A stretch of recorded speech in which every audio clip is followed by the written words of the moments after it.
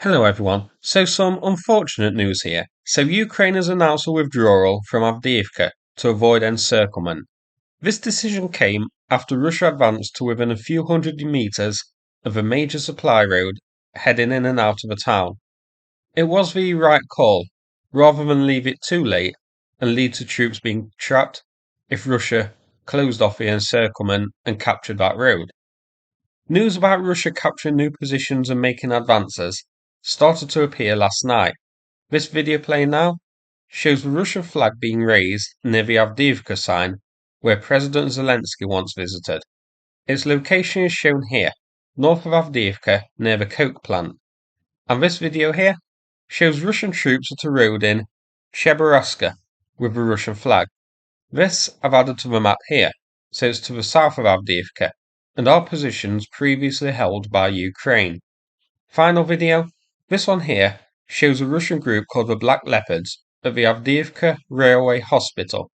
This you can see is heading more into central Avdiivka. Russia's been trying to capture Avdiivka since the start of the war, but the renewed offensive here began in early October last year.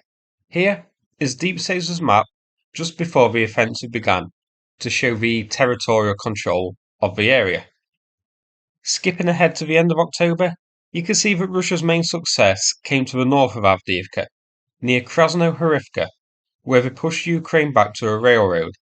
This, you may remember, is the area we saw many videos from, showing mass groups of burning and destroyed and abandoned Russian vehicles. I believe during this one push there was over 100 vehicles spotted, so they lost huge amounts of armour to make these gains. Mainly BTR variants, but we also saw tanks, BMPs, MTLBs and more. Not to mention, further afield, losses of howitzers and MLRS systems. I'll have a look at losses in the Avdiivka offensive later, but Russia's tactic of just throwing masses of armour and men into place, regardless of losses, does, unfortunately, slowly grind out successes, as we saw here. And in the south there were some minor gains, but nothing to make a song or dance about. After these initial gains to the north, things pretty much entered a stalemate for a while, with very little movement to the north near Krasnohorivka, with Russia gaining a little bit of further control over the railway line to the north, but not too much. A month later, December the 31st, very little movement again. Slight gains by Russia can be seen near Pervomaiska and pushing slightly towards Stepover. End of January, again, very little movement or gains by Russia. Now, during these months where it's been a stalemate, it has all been unfortunately leading to Avdiivka's downfall. Ukraine has been spending a lot of ammunition and manpower to hold the lines here and keep things at a stalemate. And simply put, by all accounts, they started running low of ammunition and supplies and failed to get resupplied. Whether that failure is because of a shortage of ammunition and supplies overall, or just Russia managed to keep picking off the supply trucks and logistic lines and that sort of thing. Maybe even a combination of both. But it was February where the situation started to become critical. A day later, February the 1st, we saw our first advances into Avdiivka itself, with Russia gaining control of houses and the like in the area shown. This is where they used tunnels to dig through and into the positions. Admittedly, a clever tactic on their behalf which worked. Ukraine did try to dislodge them. We saw a video which I covered on the channel of a Bradley and an APC carrying out a mission to try and dislodge Russians from here. And we also saw a Bradley hit a mine here. But capturing this area, while it may not look like much, was the beginning of the end for Avdiivka. More Russian gains were seen on the 3rd of February, this time to the north in the area highlighted in red. And once more, in the same area on the 5th, Russia advancing up towards that pond, consolidating positions there. So you can see at this point how things are deteriorating. We had months of pretty much stalemate. Now, over the course of 5 days, Russia made key gains in key areas to the north and south of Avdiivka. The next major date is the 12th. Russia making gains near Opytne. And you can see a small encirclement here taking place with that Ukrainian-controlled area just to the east of it, looking severely threatened now. On the days prior to this games, we saw a few small advances to the north as well, nothing major, but again, Russia slowly pushing south towards Avdiivka itself. Moving to the 14th, around the partner area, we can see Russia further strengthen its positions here as well, with slight movements to the north.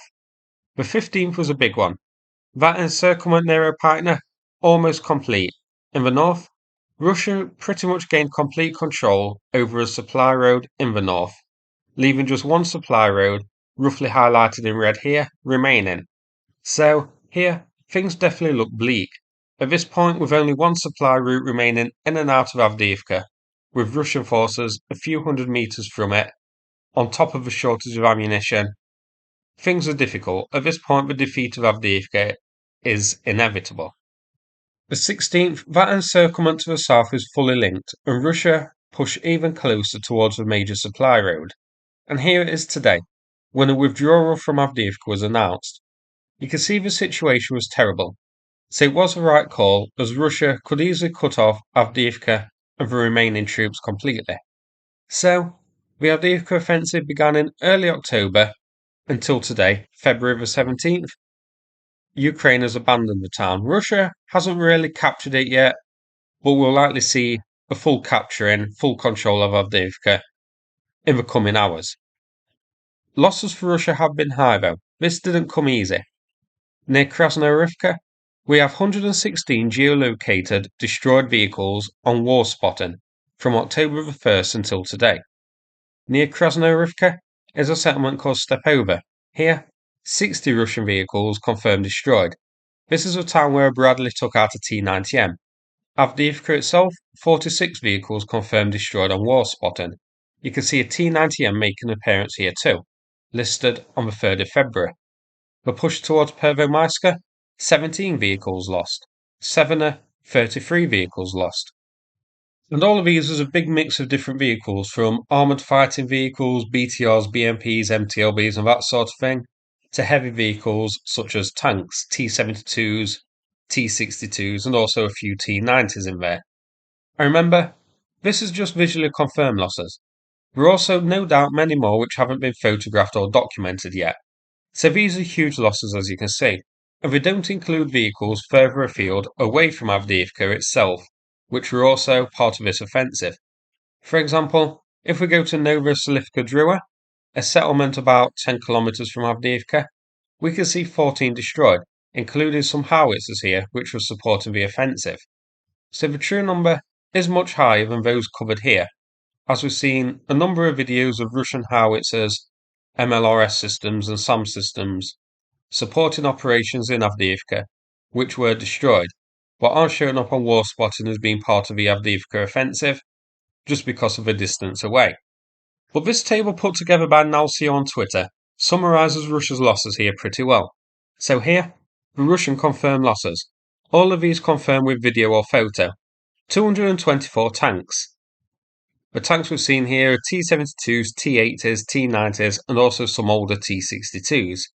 359 armoured fighting vehicles. So this is mainly BTRs we've seen, BTR-82s, but also BMPs and MTLBs. 16 infantry mobility vehicles, 8 MLRS systems, which are mainly Grads, 17 self-propelled howitzers, 6 anti-aircraft systems. I believe the main ones we've seen here are Strela 10s. 2 command vehicles, 12 engineering vehicles, 1 radar, 15 trucks, a mixture of destroyed, abandoned and damaged. So a total number of 666 vehicles. These are huge numbers, and all to capture one settlement. By comparison, Ukraine has just 57 confirmed destroyed as part of the Avdiivka operations. That number includes 21 tanks, 20 armoured fighting vehicles, 5 infantry mobility vehicles, 1 MLRS, 5 self-propelled artillery, 1 engineering vehicle, 3 drones, and 1 other. I'm not sure what the other will be. Now, I don't have accurate number for troop losses. It's hard to get an accurate number because both sides and both sides' supporters inflate them. Russia more so, pulling some utterly ludicrous numbers out of their arse. There's also some misunderstanding. For example, I see some people sharing a 13-1 troop losses for Russia in favour of Ukraine.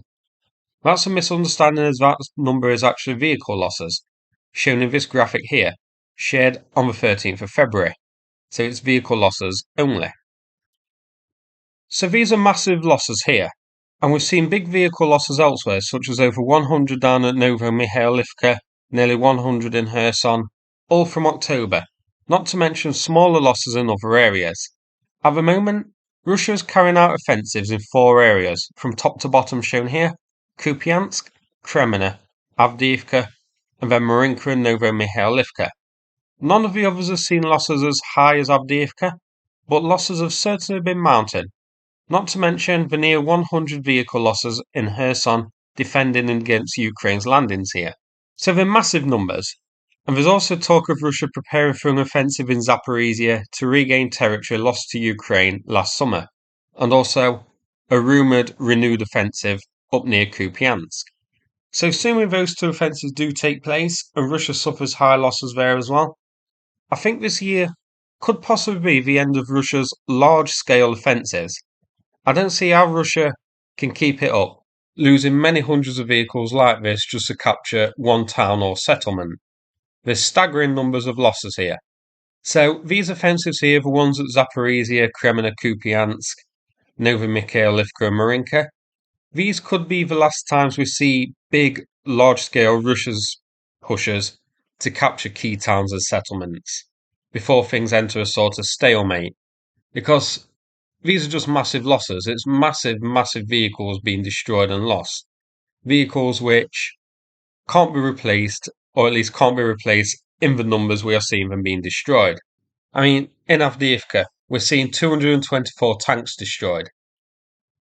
I don't think Russia will be able to produce 224 tanks to replace those. But we are going to have to wait and see what happens with these new upcoming offensives up near Kupiansk and Zaporizhia. If Ukraine can, dig in and hold the line there and slowly grind out as many Russian vehicle losses as possible, hopefully things can turn around. We are going to have to wait and see. So that's it for this video. Some unfortunate news, but one I thought I had to cover on the video. Now, before I finish, I'm going to play a video from the Ukraine Volunteer Centre about the ongoing fundraiser with them. The donation links are below. Thanks so much, and take care, everybody.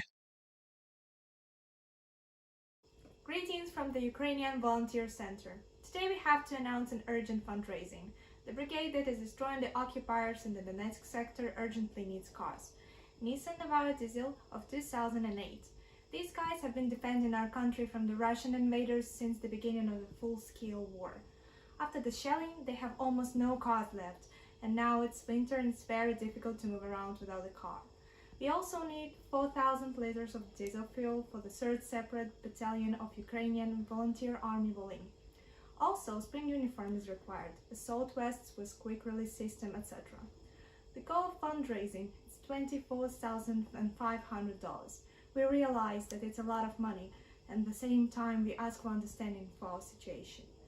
If everyone donated at least $50, we would close the fundraising in 6 hours. Indeed, each of your donation is a lifesaver and matter of our country liberated. We will send 3 sets of glasses with the symbols of our foundation to 3 people. 2 sets of glasses for people who made the biggest donation, and the 3rd set will be randomly drawn among people who have made a donation of $50 or more. All the reports of PayPal and cryptocurrency will be available as usual after the fundraising. Thank you for helping us. Thank you for being with us. With love from Ukraine.